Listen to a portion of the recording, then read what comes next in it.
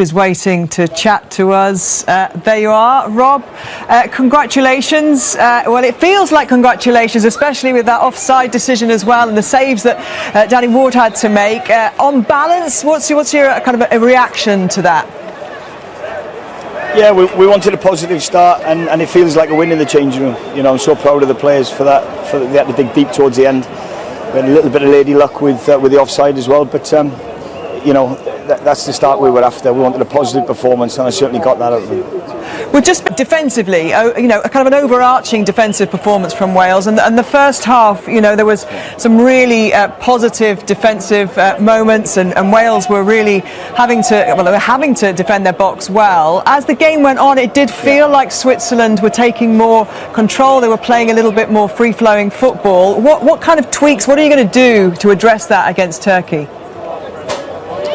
Yeah, well, it's a different opposition, and that's no disrespect to Turkey whatsoever, but we'll face a different opposition to what we faced today. We knew Switzerland were going to have a lot of the ball with how they played, so we had to be, you know, solid and well organised defensively, and I thought we'd done that first half, and we said at half time, you know, we were doing the right things defensively.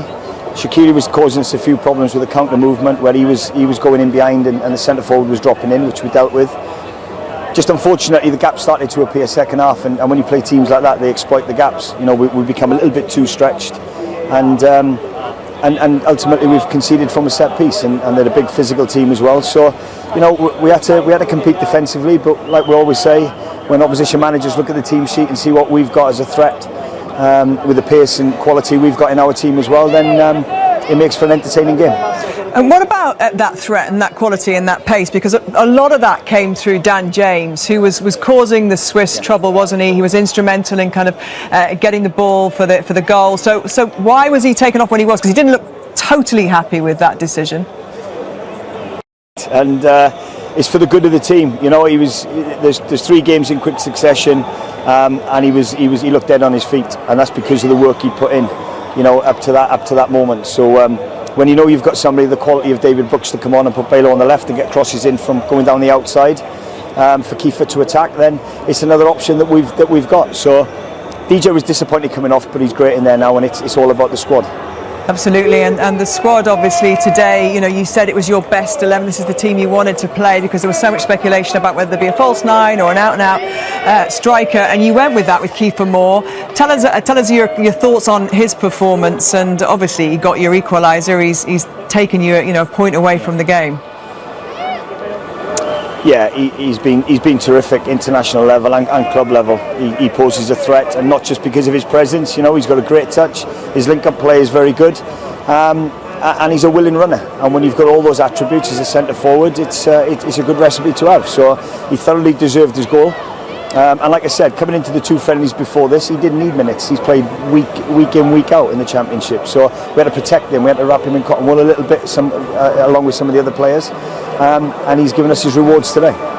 Into the team with his performance against France, and fully merited the selection today. So a couple of great saves that obviously kept the result in our favour. OK, let's go back to the equaliser, Kiefer Moore's header, which, you know, we talked about whether players play with a false 9, whether they play with a target man. Beautiful delivery in as well. Yeah, no, I'm happy for Joe Morrell, because this is a lovely little ball.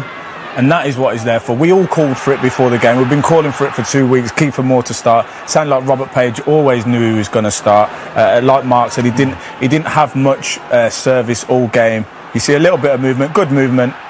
Zakari just loses him, doesn't he? Yeah, no, and to be fair, that's down to the movement, and he's a glancing header. He's still got a bit to do from this position. Yeah. He's got his headband on now. I'm sure he glanced it off that, but good goal for Kiefer. He's had a good season. I'm really pleased for him. Yeah, definitely. He's been isolated the whole of the game. I think, you know, the way that we set up, it was always going to be difficult for him to have an impact on the game, but it was moments like that where we knew he could make a difference, and he has done that. Yeah, you know, a player who kind of was playing non-league and grew up in Cornwall. Was he? He was a surf instructor. A lifeguard. Well, yeah, I think so. I don't know. He just saved a few lives tonight. Yeah, so, he did. Fair play to him. No, you know what? He's a nice boy. It's all quite Baywatch, isn't it, with that red kit and everything as well? Just needed that thing under his arm. No, but fair play to him. No. Yeah, and he, you know, in the first half as well, he had a really good chance, didn't he? And he was having to make defensive headers as well, wasn't he, Mark? So, you know. Yeah, he was getting first contacts in both boxes. Did a great job in terms of his defensive work, and that's an added bonus that you've got your centre forward who's prepared to get back into good positions and clear the lines.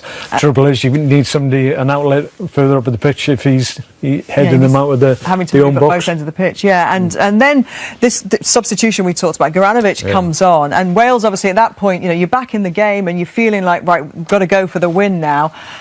Strange, you know, kind of perhaps on with hindsight, strange at that point to make that decision before Garanovic. Obviously Wales are now able to attack more because Swiss have gone more defensive. Yeah, definitely. You know, they took Shaqiri off. Although he wasn't having a fantastic game, he was still finding pockets, but that allowed us to get a foothold in the game and begin to build possession, you know, through the midfield, and ultimately we began having, you know, penetration into their box, which resulted in a set piece and obviously a goal for Kiefer Moore. Okay, let's hear from him. Kiefer Moore is with Carl Roberts. Kiefer, you've just rescued a point for Wales in the Euros. How does that feel? Yeah, it's great personally, but you know, I think it's a good start for us. We would have liked to win, but to take a draw from the first game to put us in a good position is everything for us. You showed real character because for a lot of that game, Switzerland were dominating. Is that going to be a boost for you going into Wednesday?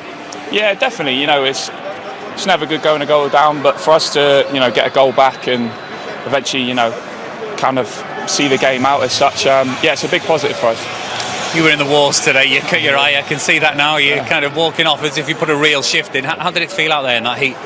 Yeah, it was tough. Yeah, I'm not going to lie, but you know, it's what we expect. We're in a hot climate, so we've been here for a week or so now. So it's about, we're used to it, and you know, it's getting results now. And how did you enjoy it? Yeah, of course. Yes. Obviously, this is a big occasion, and I've loved every second of it. Well, congratulations today. Congratulations on your goal. Thank you. Cheers. Well done, mate. Well, Wales at that point, obviously, when he got his equaliser, you know, desperate to kind of stay in the game after Mbolo just after half-time, had been a threat, hadn't he, in the first half, and seemed to be finding himself in a lot of space, seemed to be kind of able to penetrate the Welsh defence. Yeah, he's confident. He had a great game, by the way, fair play to him, but was in all kinds of issues. And we can see the goal here, and we've got Connor Roberts on him, which I think is a mismatch in the first place. He doesn't actually have to do too much, Mbolo, just kind of outstrengths him and then nods it in. We have a bit of an issue, you know, we've had a discussion here in the studio about should there be a man on the post, should there not be. When we take it back, we have Joe Morel in a position where if he can, he gets to the back stick. Now what Switzerland did, they put an extra man over, so it was 3v2, which meant that Joe Morel couldn't get to the back stick. He might clear that. In the first half, what he was doing, he was threatening the short corner, and then when it didn't happen, he'd get to the back stick, and this one he couldn't do it. Yeah, definitely. The biggest games in the world are decided by set pieces. Having that situation there where we've not had a guy on the post where we probably should have will be disappointing. But again, it's something to learn from. You know, technically, tactically, setting up correctly into the next games is going to be imperative. Let's have a look back at Wales defending from corners. Then, especially you look back in the first half as well. So here we go. So what's happened? We've sent Joe Morel out here, 2v2, which is fine. He then gets himself back in. Kiefer heads this one out, fine, not a problem. He's out again. Now he sees it's not going to be a short corner. He gets himself to the back stick. Great. This one, the Swiss are clever and they send another one, which distracts Joe. Now Joe's too far away from the back stick to retreat and maybe clear this one off the line. So he can't get there, which is just tactically very good from Switzerland. That they have obviously recognised that. Second half, they said, let's push another one in. And when Rob Page looks back at that, that's the kind of thing as a manager you'd be very frustrated by. Yeah, I think credit to, albeit we think he got the substitution of Shaqiri incorrect. He's actually, in my view, I think he's highlighted the mismatch with Mbolo and whoever was marking Connor Roberts. So later on, we switched and Joe Allen tried to strengthen up against him. But I think they just recognised that weakness that we had because it's right in the middle of the box and they've got enough quality in terms of delivery to put it right on the number. And that's what they did to isolate. And for me, there should be a man on the back stick always, because so many goals go in at the back stick. I think we can sacrifice them. We don't need that cat and mouse situation. We can just put someone on. every single corner, and he just clears that. Rest of the tournament, there'll be somebody on the back stick. I'd hope so. I'd like to I think see it that. might be, yeah. There was a heart and mouse moment. There were a few actually. Yeah. Danny Ward will tell us all about those. But there was definitely a moment where you just thought, especially Wales are back in the game now, starting to threaten, having some attack, and then Goranovic comes on. Obviously now the Swiss are panicking a little bit because their substitution's not quite gone to plan, and they have a bit more attack. Yeah, definitely. It was, we had the spell after our goal, but then Switzerland, they've got the quality, they've got the players, and here, a small slip there, but he's offside, and fortunately for the team, the referee sees it, and VAR for once has, come up trumps, but it's something for the boys to really acknowledge, and it's important that we stay tight, particularly within the box, but thankfully it was given offside. Took a few minutes though, didn't it, Mark? It felt like it took too long because, well, maybe through Welsh eyes. Yeah, I hope they quicken that up as the tournament progresses, because we were a little bit on our tenterhooks, but correct decision, but a couple of the guys obviously were looking at the fly of the ball and runners going off the back, so we've got to be mindful of that. You talked about how well Wales defended their box in the first half, and possession obviously meant that they were going to have to do a lot of that. It was going to be a very busy day for the Welsh defence. Overall, I think as I said, they defended the box, they won headers in the first half. What bothered me a little bit in the second half was Mbolo getting so much joy, and we didn't look as assured in our defending. He was getting a little bit of joy. We wasn't getting up to it. All of a sudden we see the goal. I think that's something that probably we need to address before the Turkey game, just to let's look at the first half and then let's look at the second half, and let's show the boys the first half how strong they were. Anything that come in the box got rebounded straight out. Mm-hmm. Yeah, definitely. Tactically, at this level, you want to affect the opposition, and maybe during the first half particularly, we had a low block where 100% Robert Page will have wanted us to be sitting in a mid-block, being able to engage them, and that gave them the momentum.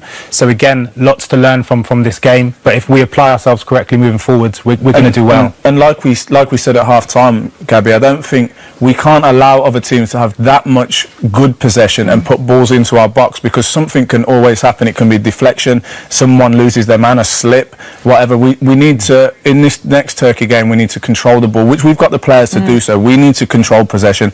We need to take the game to them and not always rely on Wardy making a save or, our defence heading balls out. Let's keep the ball a little bit higher up the pitch and let's put a bit of pressure on the opposition. And it's interesting as well, with Breel and Bolo to play free-flowing football. He was then their star man. We're going to have to learn from that, because we're going to come up against teams with top players. Yeah. So can we really affect them? Let's just head over to back.